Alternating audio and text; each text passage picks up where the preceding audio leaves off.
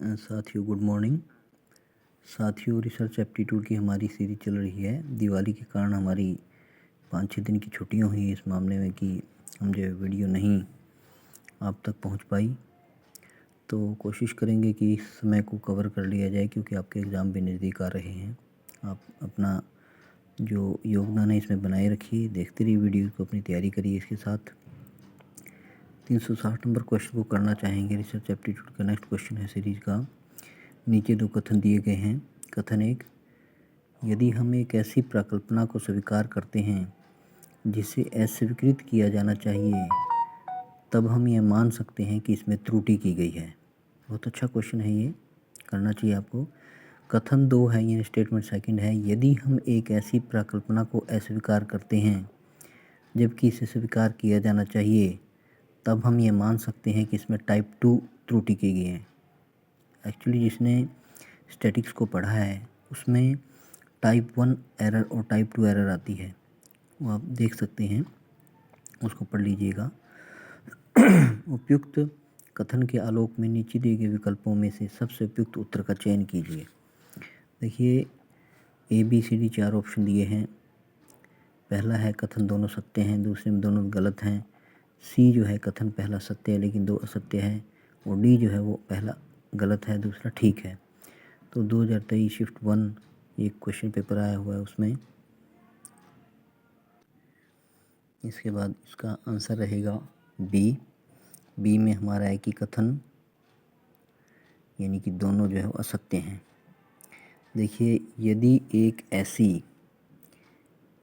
यदि हम एक ऐसी परिकल्पना को स्वीकार करते हैं जिसे अस्वीकृत किया जाना चाहिए, तब हम यह मान सकते हैं कि इसमें टाइप 2 की एरर की गई है, टाइप 2 की त्रुटि की गई है।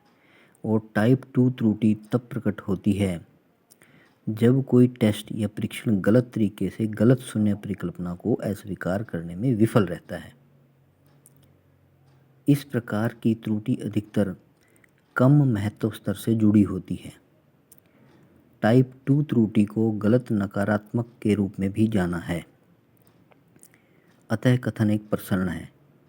यदि हम एक ऐसी परिकल्पना को अस्वीकार करते हैं जबकि इसे स्वीकार किया जाना चाहिए, तब हम यह मान सकते हैं कि इसमें टाइप 1 यानी टाइप 1 की त्रुटि की गई है।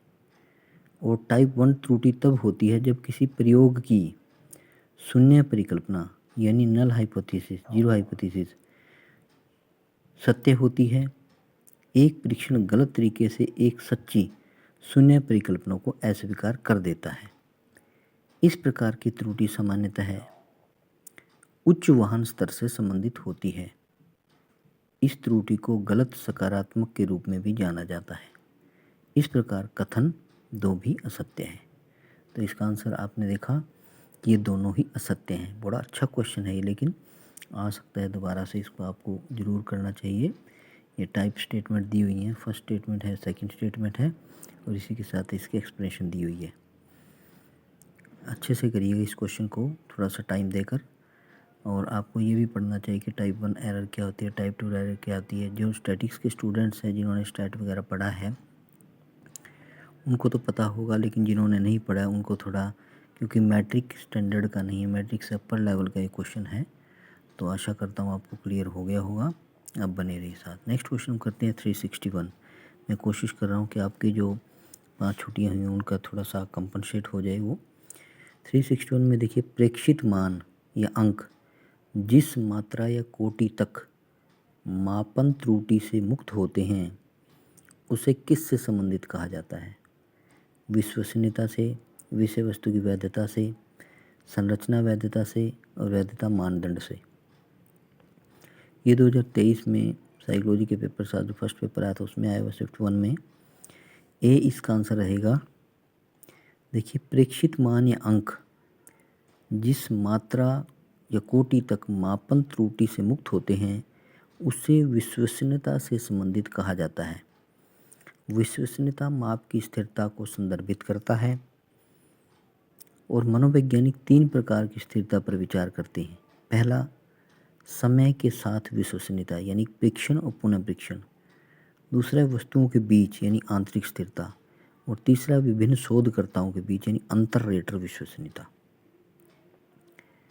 ये था आपका क्वेश्चन नंबर 361। आशा करता हूँ आपको समझ में आ गया होगा। इसके बाद हम नेक्स्ट क्वेश्चन लेते हैं 362। नीचे दो कथन दिए गए हैं। कथन पहला देखिए, अनोवा तत्वतः सजातीयता के लिए विभिन्न आंकड़ा समूहों के बीच भिन्नता या अंतर के परीक्षण हेतु एक प्रक्रिया है।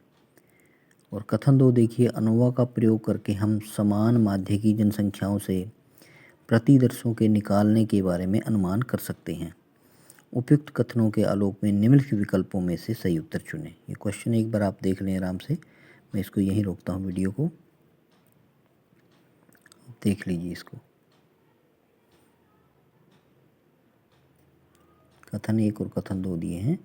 362 नंबर क्वेश्चन हमारा। ये देखिए इसका आंसर था,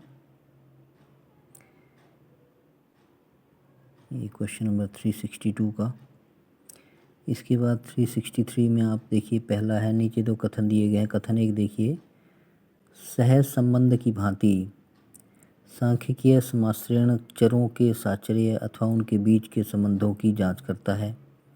और दूसरा कथन है, समाश्रयण का प्राथमिक उद्देश्य प्रागुक्ति है।